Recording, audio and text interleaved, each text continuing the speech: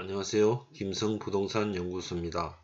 오늘은 방범창의 설치가 임대인의 의무사항인지 아닌지를 한번 알아보도록 하겠습니다.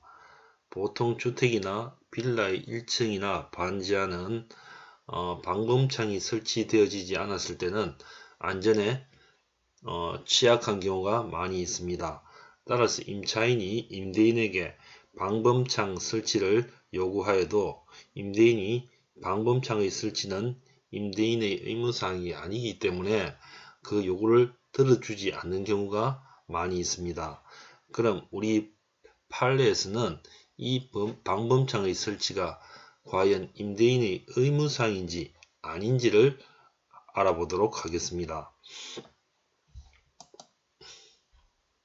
일단 방범창의 설치에 대한 우리 판례의 판결 요지를 한번 보도록 하겠습니다. 통상의 임대차 관계에 있어서 임대인의 임차인에 대한 의무는 특별한 사정이 없는 한 단순히 임차인에게 임대 목적물을 제공하여 임차인으로 하여금 이를 사용 수익함에 그치는 것이고, 더 나아가 임차인의 안전을 배려해 주거나 도난을 방지하는 등의 보호 의무까지 부담한다고 볼 수 없을 뿐 아니라, 임대인이 임차인에게 임대 목적물을 제공하여 그 의무를 이행한 경우 임대 목적물은 임차인의 지배 아래 놓이게 되어 그 후에는 임차인의 관리하에 임대 목적물의 사용 수익이 이루어지는 것이다. 자, 요게 1999년도 대법원 판례입니다. 자, 여기 판결 요지를 보면은 임대차 관계에 있어서 임대인의 임차인에 대한 의무는 단순히 임차인에게 그 임대 목적물을 제공해서 사용 수익하게 함에 그치는 것이고, 더 나아가서 임차인의 안전을 배려해 주거나 도난을 방지하는 등의 보호 의무까지 부담한다고 볼 수 없다고 되어져 있죠. 그죠? 그러니까 이 방범창을 설치해 주는 것이 임차인의 안전을 배려해 주거나 도난을 방지하는 등 보호 의무까지 임대인이 부담할 필요가 없다는 게 판결 요지입니다. 단순히 어떻습니까? 임대 목적물을 제공해서 임차인에게 이를 사용 수익하게 하면 된다는 그런 내용이죠. 그죠? 따라서 이 판결 요지에 의하면은 임대인이 임차인에게 방범창을 설치해 줘야 될 의무가 없다고 말씀드릴 수 있습니다. 임대인이 방범창을 설치해 줄 의무가 없습니다. 앞서 판례에서 보았죠.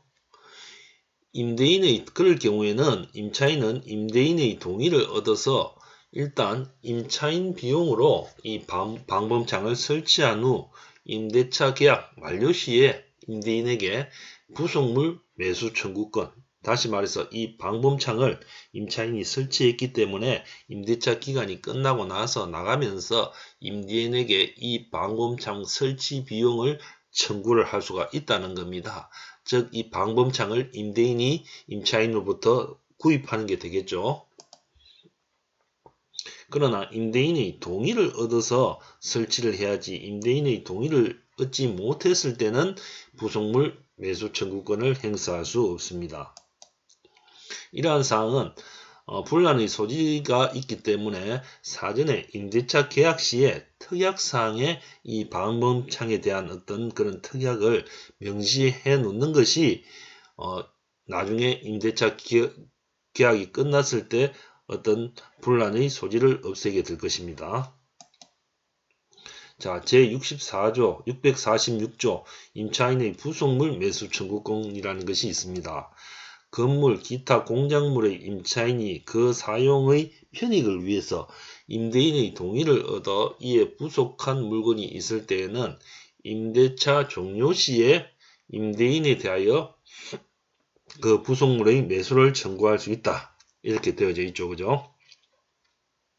따라서 임대인의 동의를 얻어 이에 부족한 물건이 있을 때 매수를 청구할 수 있다는 겁니다. 동의 없이는 부속물 매수 청구권을 행사할 수 없다. 임대인으로부터 매수한 부속물에 대해서도 전항과 같다. 자, 동의를 얻어서 임차인이 설치한 물건이나 아니면은 임대인으로부터 임차인이 샀다는 거죠. 그죠? 그 부속물을 사서 사용 수익을 하고 있다가 나중에 어떻습니까? 임대차 기간이 끝나서 다시 그 부속물을 임대인에게 다시 재판매할 수 있다는 겁니다. 그죠? 자, 대법원 판례에서는 자, 도난사고 발생 시 임대인의 방범창 설치 의무가 있다는 겁니다.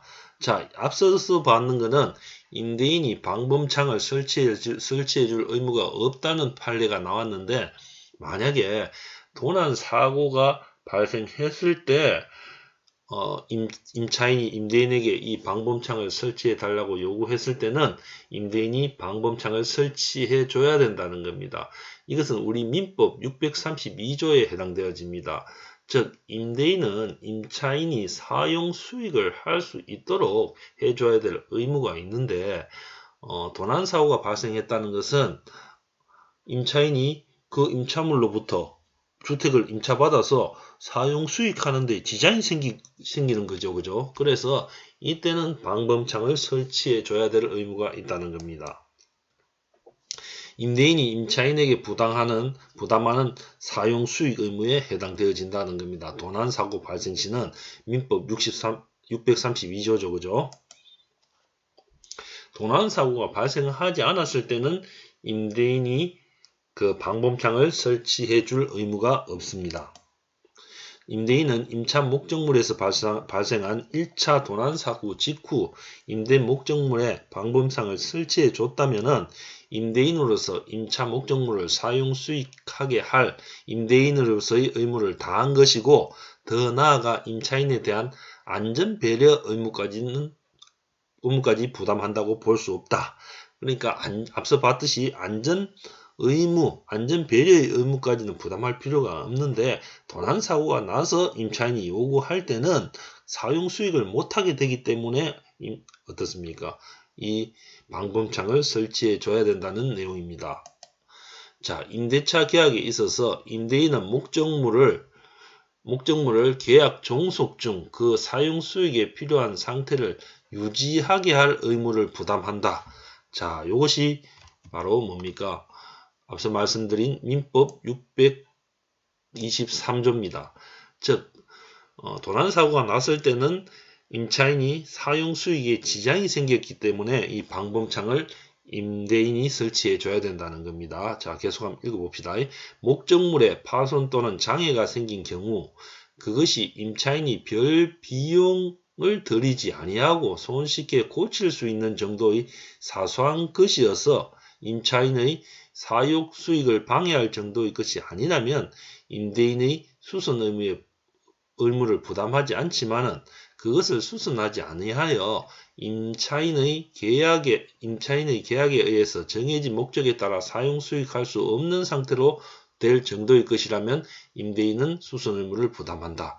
자, 요거는 본인 유튜브 에서도 한번 다른 임대인의 수선 의무를 한번 다룬 적이 있는데 그 내용입니다. 그죠? 임대인의 수선 의무는 임차인이 사용 수익을 방해할 정도의 것이 아니면은 임대인이 수선 의무를 부담하지 않는다는 겁니다. 따라서 어떻습니까? 소규모의 어떤 수리, 형광등이 고장났거나 수도꼭지가 고장나서 물이 제대로 안 나오거나 이런 것들은 임대인의 수선 의무에 들어가지 않는다는 겁니다.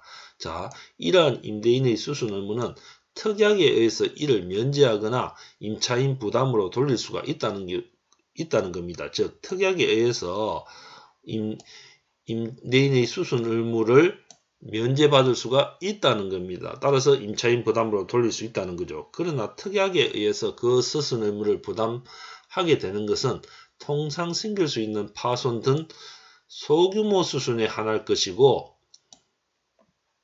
대파손의 수리, 건물의 주요 구성 부분의 대수선, 기본적인 설비 부분의 교체 등과 같이 대규모 수선은 이에 포함되지 아니하여 여전히 임대인이 그 수선 의무를 부담한다.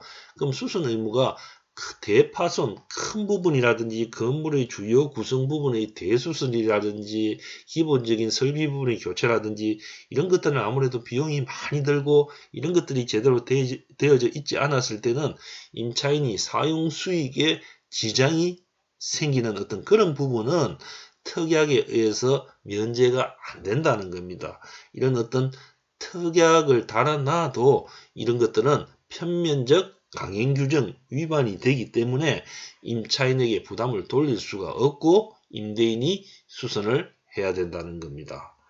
자, 오늘은 임대인의 사용 수익을 임차인에게 제공해야 될 의무 중에서 방범창을 임대인이 설치를 해줘야 될지를 알아봤고 아울러 임대인의 수선 의무도 같이 한번 알아봤습니다. 즉 소규모의 수선 같은 경우에는 임대인이 수선 의무를 부담하지 않지만은 대규모 수선은 특이하게 임대인이 그 수선 의무를 부담하지 않는다고 명시해도 어떻습니까?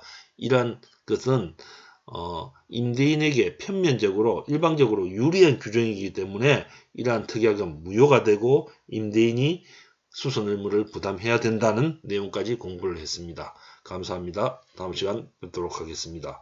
김성부동산 연구소입니다.